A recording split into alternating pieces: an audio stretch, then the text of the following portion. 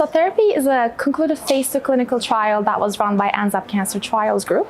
It randomized patients with progressive and docetaxel refractory mCRPC to receive lutetium PSMA or Cabazitaxel chemotherapy, and there were also blood collections embedded throughout the trial. So we obtained blood collected at baseline, so before treatment, and later at progression from both arms, and we compared the landscape of clonal hematopoiesis collected at progression back to baseline. And what we found was that patients that received lutetium PSMA treatment had a significantly higher burden of clonal hematopoiesis. So overall, lutetium PSMA was associated with a 3.2 times increase in the risk of developing clonal hematopoiesis, predominantly in the DNA damage response genes. And our second important finding was that not only lutetium PSMA led to more clonal hematopoiesis, it also led to a clonal outgrowth of both new and already existing mutations.